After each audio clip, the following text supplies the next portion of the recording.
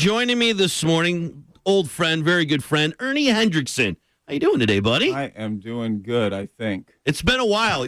Now, being a musician, Ernie's a musician, and he grew up in the Rockford area and played many shows here, and still does.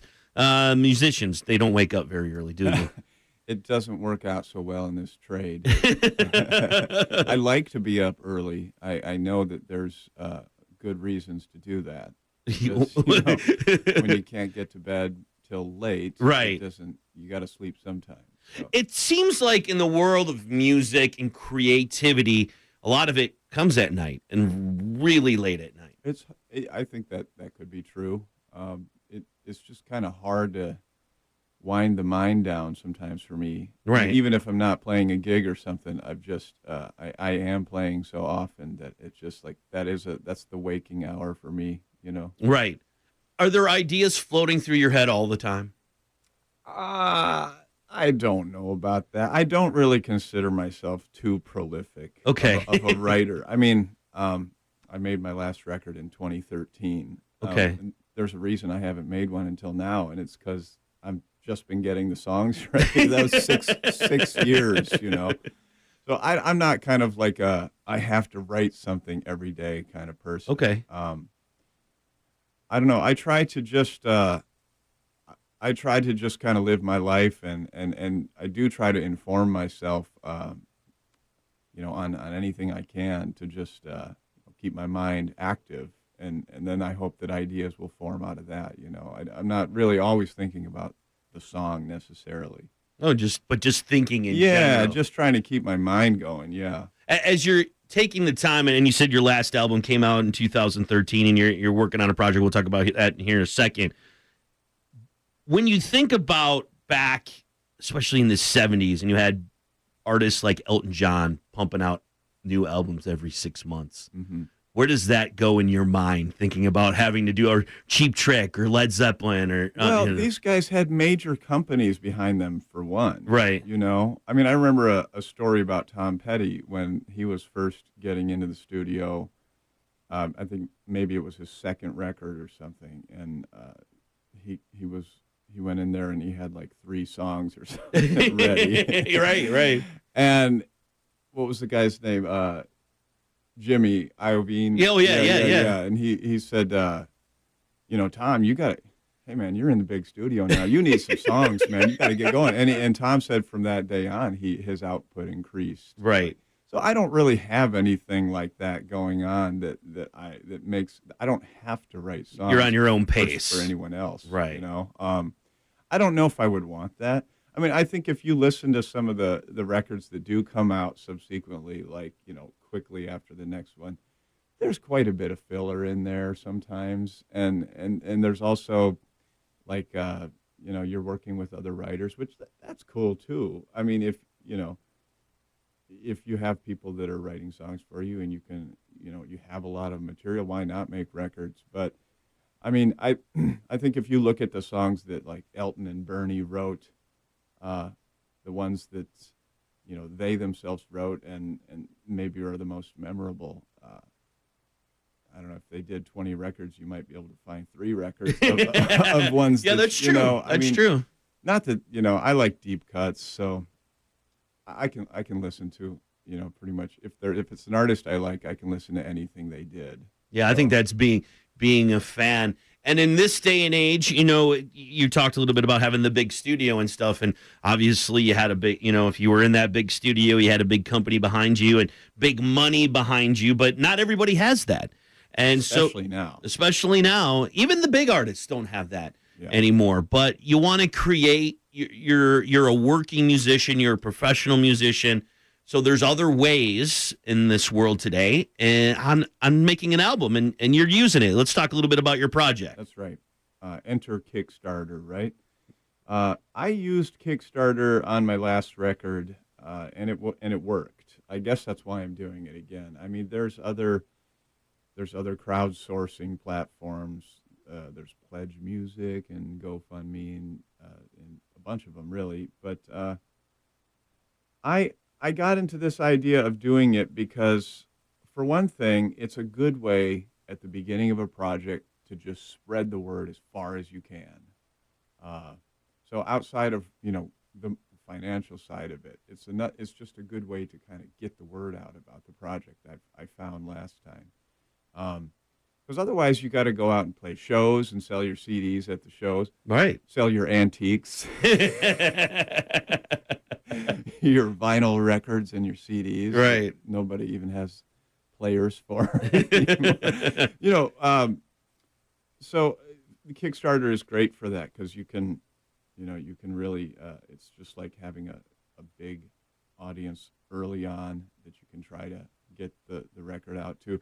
And it does offer other things in terms of the financial side of the thing, like, you can offer whatever you want to people in terms of a reward. Like at the highest reward level on this one, I've offered to paint people's garages and rake their leaves. See, that's awesome. Plus, you can kind of use it, if you think about it, as a pre-sale. Exactly. If somebody wants your music, obviously they're going to buy it, and this gives them an opportunity to pre-sale buy it, but at the same time, you're getting vested into it. I think so. And there's, in terms of the pre-sale, you can get the instant download for the record, so you don't have to wait for release day on Kickstarter. If people, I think at one of the reward levels, there's an instant download offered, so they'll get a download code for the album. They could listen to it right after this Fredo program. Nice. Whenever I get back to my computer and get the download codes, right. I have noticed there are a few I need to send out. So the not so instant download. It happens sometimes. You're a Rockford guy originally. Well, were you here most originally Wisconsin? Originally, when did you? Originally, until I was 1. Then my family moved down here, actually to Belvedere first. My dad got a job at Chrysler plant. Okay. And then when did you actually move to Rockford then? I guess, so we were in Belvedere until I was about, I think, 8 or so, and then Rockford after that. So I think like 4th grade, I started over at White Swan School, which I just noticed they bulldozed. They got rid of. Yeah. They did it a couple schools and built a new one, but yeah. Yeah. So I've been here, went through Rockford schools, graduated out of Jefferson, and was a Jayhawk, 95 Jayhawk. Nice. Oh, yeah. And played music were you in the band and stuff while you were there? Yeah. I did band all the way from about 7th grade, I guess. Whenever they offered it, I always knew that that's where I wanted to be. Like those weirdo musicians were my people. What did you play in school? I started on the baritone. Okay. The baritone horn, and then it was about, I think, a few months into that, at semester time or whatever, they gave you the option if you wanted to try out on drums. So I said, well, yeah. I mean, when you're looking at like the band in school, that's the cool instrument. Yeah, they didn't have baritone horns on MTV. Right. And there was an electric guitar in the school band. No. So I tried out on drums and I made it. And so I played drums. And then I continued to play drums even when I started playing guitar more. So I played basically like drums and guitar all through middle school and high school. See, that's awesome. Now, when did you start playing, popular music, rock music, not the... Right away.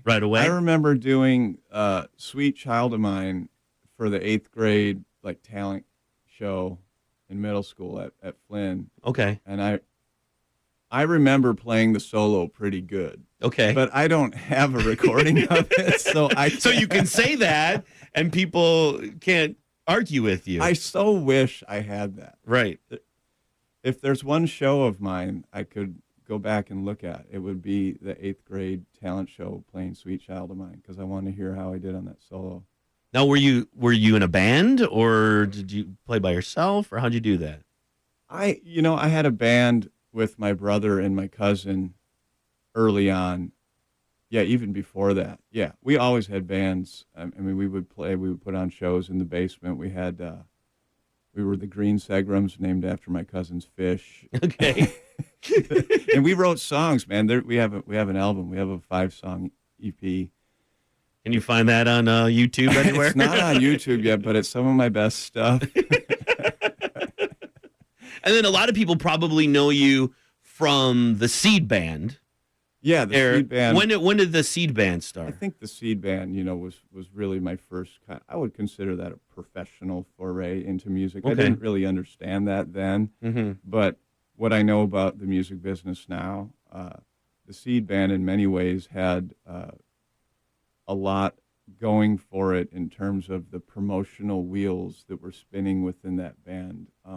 There were a lot of people doing various things for us, giving us artwork and spreading the word about our shows and stuff. We had a great community of people involved in that, and that band did very well. We were around for 10 years. It started, I guess, when I was about a junior in high school, so around 93 or 4. Okay. Yeah, and went for about 10 years after that. And definitely, I mean, we had 3 records, and that was, I joke that was basically like the peak of my popularity. You don't understand, you take some of these things for granted when they're happening and when you're younger, and you think everything's always just going to be easy from there on out. But, a band, for one thing, is easier to get people involved in, I think, because you have all of the social, fields of every member of because everybody has a family, everybody has a group of Yeah. friends, and that spreads out. I'm talking to Ernie Hendrickson, and also you get that.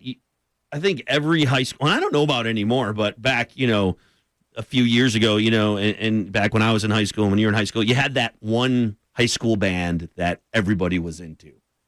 And so you had pretty much the school behind you, too. True. So if you had a show somewhere, well, boy, they were going to come, and they were going to come watch you and Yeah. support you and follow you around. Yes, and we definitely had a lot of that going on. And you got to play all the cool places. You guys played at Davis Park, and you played the Times Theater and all the different, bars that aren't around anymore, and Mary's Place. We did a lot, and I'm so thankful that Rockford had all of those outlets, because to me at that time, that felt very big time. Right. You get on the stage at Davis Park, and all these bigger bands that you've heard of have played there, and here you are, playing for 1,000 people out on the lawn. I mean, they were great experiences, and I really cut my teeth in Rockford in this town, and gave me the know-how to be able to keep doing what I do. And you've got a Kickstarter campaign going on right now. What's the name of the new album? Roll On. Roll On. And what's the release date on that? The release date is not certain. Okay. I have a couple of things I'm finalizing. I still have the product being manufactured right now. So Okay. as soon as I get CDs in hand and I get them sent out for radio promo and stuff, then I'm going to set the date. But it's going to be this summer. Okay. Yeah. Very, very cool. And if people want to get involved, and we'll get more detailed about it here, about how people can get involved in just a bit. But if they go to your website, is that the easiest way to find the Kickstarter right now is to go to erniehendrickson.com. And that's the only thing you can do at erniehendrickson.com it right took now. over. It took over everything. The reason is I'm having the website rebuilt right Okay. now. And so since it's not done, I asked the guy that's building the site to just put a splash page up. Okay. If you go to erniehendrickson.com, you'll be redirected to the Kickstarter right now. Awesome. We'll get more into it in just a bit. And, man, I remember so many shows here in Rockford, so many fun times with the Seed Band and, of course, the Ernie Hendrickson Band and stuff. Hanging out with me, Ernie Hendrickson, Rockford guy. Yeah. Been around the area for a long time, playing live shows with bands, and he's got a new album coming out, and has a Kickstarter campaign going on. Now, let's get people a little familiar with this, because I think when you say Kickstarter, people are like, oh, you're looking for, big donations to have you record this album. Right. That's not the case. Right. It should be sort of equated with pre-sale of the record. It's all about buying the music is what I want the Kickstarter to be about. It's almost like buying it off your website. It's exactly like that. It really is. Only it's kind of a way to build excitement about it. I don't get any of the pledges if it's not funded. And I set the amount. I'm trying to raise $15,000. We just crossed over the $5,000 threshold yesterday. Nice. Which is good. We're about 10 days into this. It's only going to go for 30 days. So I think we're basically on track. But, and I do offer some perks on there that you won't be able to get after the Kickstarter. Like I think at $100, the $100 reward level I offered included with the record and the CD that you'll get and the T-shirt. They're great shirts. But I offered to record a cover song of someone's choosing. Okay. So that's fun. $100, yeah, it doesn't matter what it is. I guess within reason. There's probably some songs I might have to. Right, might be a little difficult for you. Some 30-minute Rush song or something. I don't know. Can you? I would like you to record 2112 in its entirety. Well, everything will be considered. But no, I've already had. I think there's 9 backers. That's what they call the Kickstarter. Okay. There's 9 people that have already selected that. So I know I'll be recording 9 cover songs in my basement for 9 people so far. That's awesome. And but it could be as little as just getting the download of the band. I offer a preview of the record, a 4-song download for $5. So yeah, that's all. That's the entry level reward. If you only got $5, I mean, I'm grateful for that. And it's good to support a local guy doing a cool project. And speaking of local, you've got some great shows coming up to the area too. I do. Where are you playing this summer? The next thing coming up, I believe, is going to be Anderson Gardens. I'm going to be opening up for Miles and the Rusted Hearts out there, as long as there's no monsoon. Last year, I was headlining the show last year, and the whole field was just wiped out by rain like the day before. So that's not going to happen this year, though. So we'll be out there. Which is a great place to see music and the thing they've got going out there.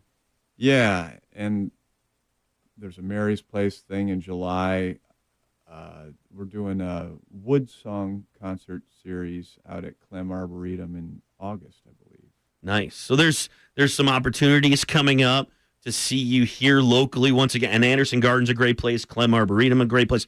Mary's Place, a classic Rockford music venue. So, I mean, some great places to see you live here in town. There is. And let me just mention, in September, the going thought right now is to do a big CD release, album release concert at Memorial Hall. So, cool. So that's my hope. It is slightly contingent on the success of this Kickstarter. Mm-hmm.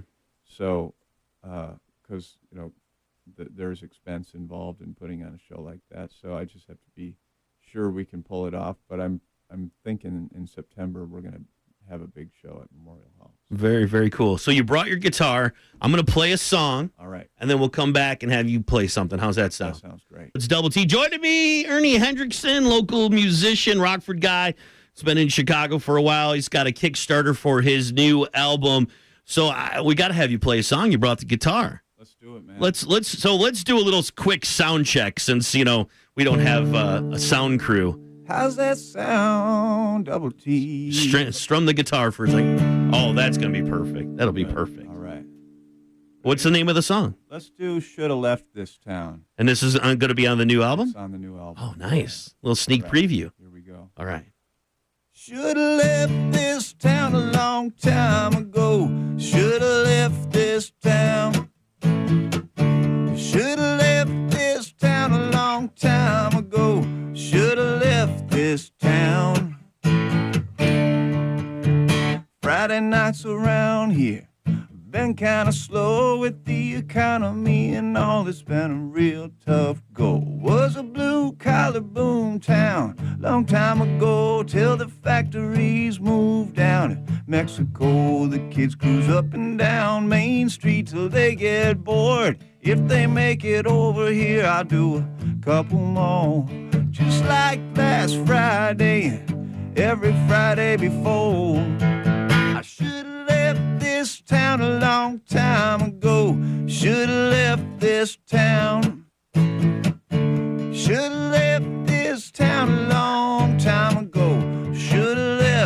this town.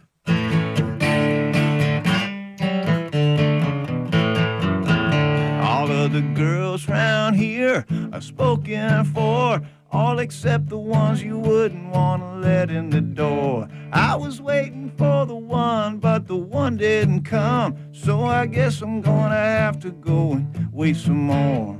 Every now and then I'll hear someone say, man, what you doing here? You too good for this place. Well, I'm drinking this beer at a discount rate.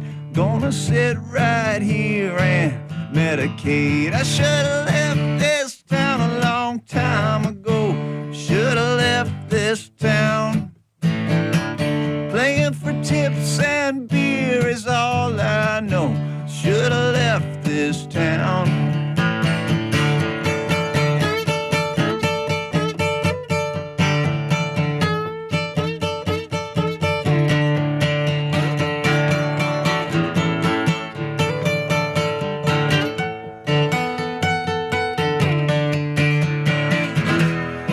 I remember walking these streets as a younger man. Somehow the theme went from living the dream to doing the best I can.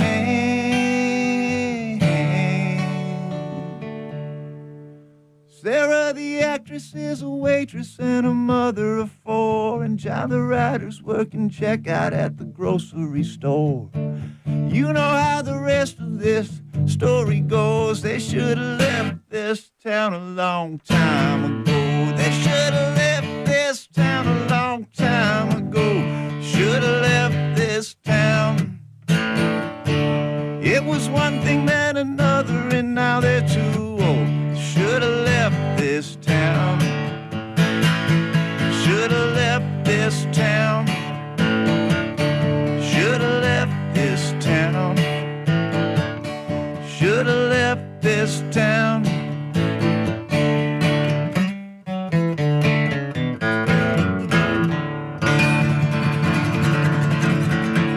Yeah, Ernie Hendrickson. ErnieHendrickson.com, right? ErnieHendrickson.com. Jefferson Jayhawk.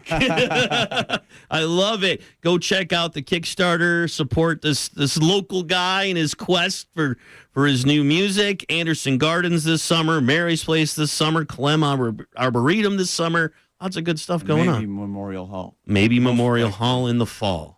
Man, thanks so much, Double T. It's always so nice to be here with you, and over the years you've had me in a lot. I sure appreciate it. No problem. Always great to have you in, Ernie.